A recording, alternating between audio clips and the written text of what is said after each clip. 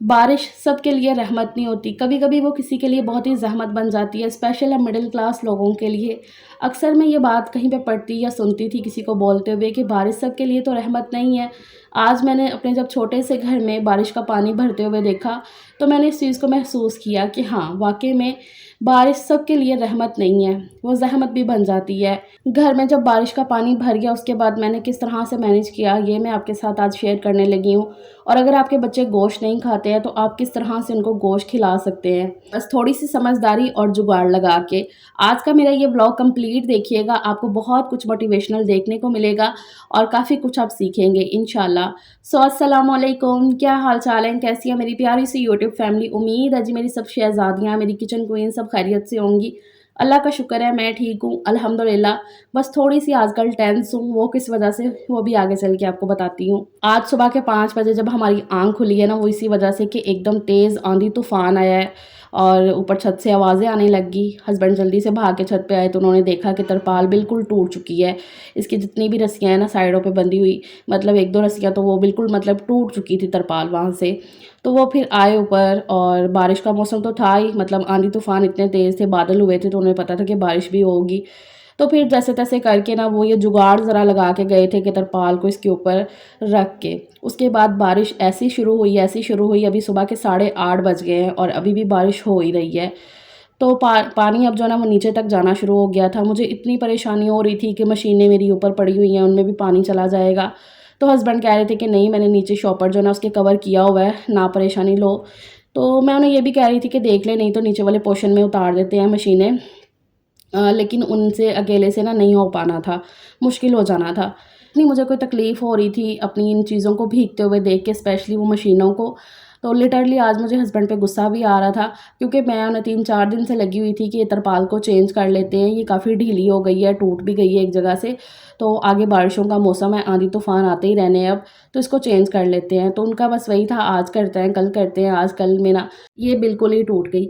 अब ख़ैर यहाँ पे तो तरपाल नहीं आ सकती थी जहाँ पे ये पानी बहुत ज़्यादा ना, क्योंकि ये छत की ढलान, छत की क्या नीचे वाली जो फ़र्श है ना उनकी भी ढलान इस तरह की है कि पानी आके ना ऐसे नुक्कड़ पे खड़ा हो जाता है, फिर वो निकालना पड़ता है। घट कदों हुई सी?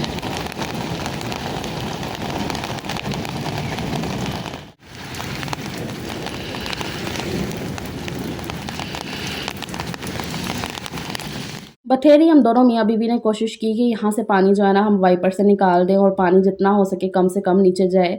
क्योंकि एकदम जब बहुत ही तेज़, अभी तो हल्की सी ज़रा कम हो गई है बारिश जब हम ऊपर आए हैं, इससे पहले बहुत ही शदीद वाली बारिश थी, अभी भी उतनी कम नहीं है।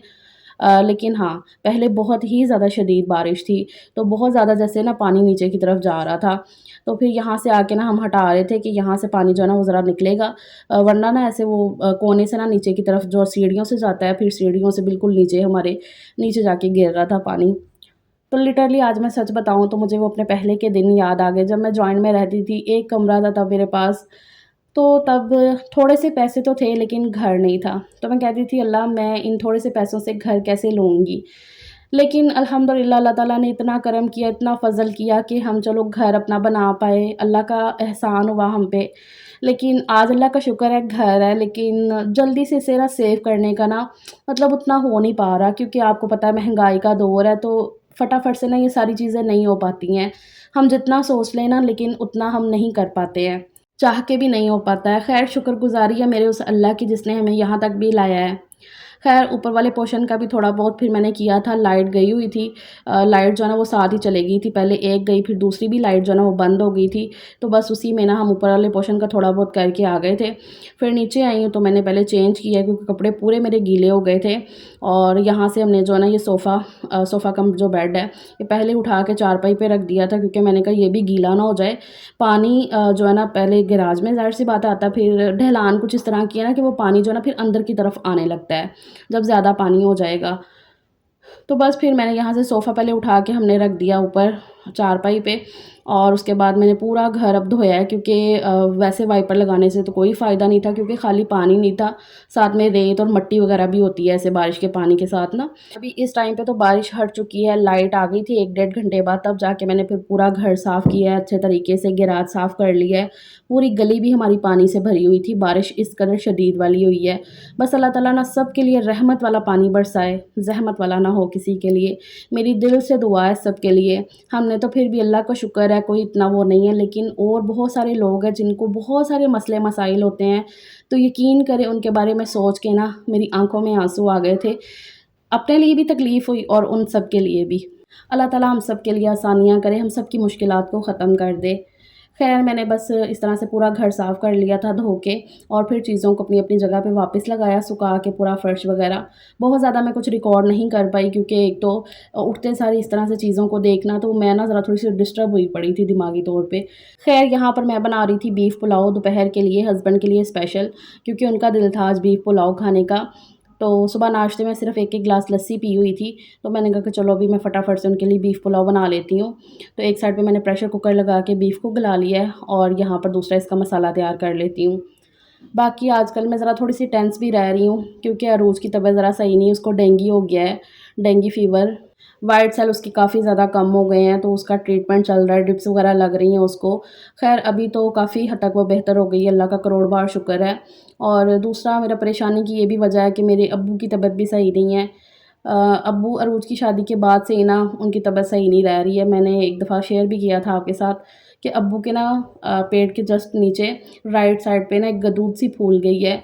तो उसको हम दिखा रहे हैं डॉक्टर्स को, तो कोई ऑपरेशन बोल रहा है, मतलब कि कुछ ना उसका इतना समझ में नहीं आ रहा कि वो किस चीज़ की है, उसकी अब्बू को तकलीफ़ भी होती है। तो वो सब कुछ देख के ना, मतलब आप समझ सकते हो एक बेटी के लिए कितना मतलब परेशानी वाली ये बात है, कि मायके में इस तरह से जब कुछ मसले मसाइल हो ना, तो फिर बड़ी परेशानी होती है। ख़ैर अल्लाह का शुक्र है अरूज अब पहले से काफ़ी बेहतर है, अल्हम्दुलिल्लाह से उसका ट्रीटमेंट अच्छे से हो रहा है। लेकिन फिर भी एक होता है ना, सोच-सोच के आ जाता है फिर। और दूसरा अब्बू को लेकर मैं ज़्यादा ही हूँ। बस आप दुआ करना सब मिल के, अब्बू के लिए, सब के लिए। अल्लाह ताला सबके माँ-बाप को सलामत रखे, इनको कुछ भी ना होने दे। ख़ैर मैंने बीफ पुलाव बना लिया था, साथ में रायता बनाया था। वैसे बीफ पुलाव के साथ रायता इतना ऊपर डाल के नहीं खाते हैं, तो रायता मैं ज़रा थोड़ा-सा पतला बना लेती हूँ, हस्बैंड को ना वैसे पीना होता है साथ में। तो वो बन गया था। अब बच्चे तो नहीं खाते हैं, भई गोश्त नहीं खाते हैं, मैं जितनी मर्ज़ी कोशिश कर लूँ, स्पेशल मेरा सजील वो तो इतना मना करता है कि नहीं भई उसने नहीं खाना है। पहले वो खा लेता था, लेकिन जैसे उसने कुर्बानी होते देखी है ना अपनी आँखों से, जैसे थोड़ा-सा बड़ा हो गया, उसके बाद से उसने नहीं खाया है। अब क्या है ना, मुझे थोड़े से जुगाड़ लगाने पड़ते हैं, तो कीमा वगैरह मैं कभी कर लेती हूँ कि कबाब बना के दे दूँ, तो वो खा लेते हैं, लेकिन अब रोज़ाना भी कबाब क्या ही बना के दूँ। तो बस फिर आज मैंने कहा इनके लिए जो इनका फ़ेवरेट है वही बनाती हूँ, लेकिन अपने अंदाज़ में बनाती हूँ ना, जिससे ये गोश्त खा भी लें। कीमा ये पड़ा हुआ था मसाले वाला कबाब का, तो बस फिर मैंने यहाँ पर क्या किया है कि सबसे पहले कढ़ाई के अंदर थोड़ा-सा ऑयल ऐड करके, ऑयल गर्म हुआ तो उसमें मैंने लहसुन क्रश किया हुआ 3-4 जवे लहसुन के थे, उस क्रश किए हुए वो मैंने इसमें ऐड कर दिए, उसको हल्का-सा पकाया, और फिर इसके अंदर मैंने ऐड कर दिया ये कीमा। थोड़ा-सा ये कीमा था, इसको ऐड करके मैंने पका लिया अच्छे तरीके से ना, भून लिया था ज़रा कीमे को। और लहसुन को ना बहुत ज़्यादा आपने जलाना नहीं है, मतलब हल्का-सा वो जब भुन जाए, उसकी खुशबू आने लगे, तभी इसके अंदर मैंने कीमा ऐड कर दिया था। तो पकाने के बाद इसमें मैंने चॉप किए हुए प्याज़, 2 मीडियम साइज़ के प्याज़ थे चॉप किए हुए, बहुत ही ज़्यादा बारीक चॉप नहीं किया था प्याज़ों को, ऐसे मोटा-मोटा सा मैंने चॉप कर लिया था। हाथ से भी कट कर लेती, लेकिन ज़रा टाइम लगना था, इसलिए मैंने चॉपर में डाल के ना बस 1-2 पुश में ही कर लिया था। तो प्याज़ ऐड कर दिए, उसको भी ज़रा थोड़ा-सा मैंने पकाया था। उसके बाद यहाँ पर मैंने साथ ही शिमला मिर्च ऐड की है, सब्ज़ियों में मैंने कहा सिर्फ़ प्याज़ और शिमला मिर्च ऐड कर देती हूँ, जो मैकरोनी की एक होती है ना सब्ज़ियाँ। तो शिमला मिर्च डाल के भी साथ ही मैंने इसके ऊपर नमक और काली मिर्च का पाउडर ऐड कर दिया था, अपने टेस्ट के हिसाब से, और साथ में सोया सॉस। ये डाल के मैंने अच्छे तरीके से मिक्स कर दिया, और सिर्फ़ 1-2 मिनट के लिए ना ढक्कन ढक के छोड़ दिया था, ताकि ये सब्ज़ियाँ हल्की सी ज़रा पक जाएँ, बहुत ज़्यादा नहीं। उसके बाद आजकल के बच्चों की ये मोस्ट फ़ेवरेट मैकरोनी, ये मैंने बॉयल करके रख ली थी। बस ये मैंने इसमें ऐड कर दी, हाथों के साथ इसको मैंने खोल लिया था। तो अब इसको अच्छे से मिक्स कर देती हूँ। तो ये देखो जी, बहुत ही टेस्टी वाली मैकरोनी बन गई है। अच्छा, कीमा काफ़ी बारीक था, तो ये बिल्कुल भी इतना कोई फ़ील नहीं हो रहा था कि इसमें मैंने कीमा ऐड किया। मुझे तो ज़ाहिर-सी बात है नज़र आ रहा था, लेकिन बच्चों को मैंने किचन में नहीं आने दिया। मैंने कहा जब तक मैं ये बना रही हूँ ना, आपने मुझे तंग नहीं करना, किचन में नहीं आके खड़े होना। हालाँकि सजील अक्सर आके किचन में मेरे पास खड़ा हो जाता है। लेकिन आज मैंने भी ज़रा अपनी समझदारी दिखाई, उनको किचन में नहीं आने दिया कि जब तक मैं ये बना रही हूँ, ताकि उन्हें पता ही ना चल सके। बस लास्ट पे इसके ऊपर मैंने चिली सॉस ऐड कर दी थी। मेरे पास जो केचअप है ना, वो भी हम चिली सॉस वाली यूज़ करते हैं, तो वो ऊपर से मैंने डाल दी। उसके बाद चूल्हा बंद कर दिया। अब इनको मैं ज़रा सर्व करती हूँ। मैं कोशिश कर रही थी कि सजील से ज़रा रिएक्शन भी लूँ कि कैसे, लेकिन ये कि वो ना कैमरा शायद नहीं इतना आता।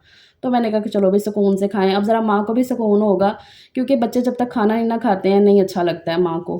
कभी-कभी गुस्सा आ भी जाता है कि नहीं भी, अब नहीं मैं आप लोगों के लिए कुछ अलग से बनाऊँगी, लेकिन फिर उठ के बनाने लगते हैं। इसी को माँ कहते हैं, कहाँ सुकून मिलता है। तो बस फिर अपने तरीके से मैंने बना के दिया। आपके भी बच्चे अगर नहीं खाते हैं ना गोश्त वगैरह, तो इस तरह से आप करके देखिएगा। एट लीस्ट गोश्त जाएगा तो सही उनके अंदर, क्योंकि ये बहुत ही ज़रूरी है आपकी हेल्थ के लिए ना, ये बच्चे नहीं समझ पाते हैं। ख़ैर मैं आपको बता दूँ कि बच्चों को बिल्कुल फ़ील नहीं हुआ था कि इसके अंदर मैंने कीमा ऐड किया है। चलो फिर अपना ख़्याल रखिएगा, मिलते हैं बाद में, टेक केयर, अल्लाह हाफ़िज़।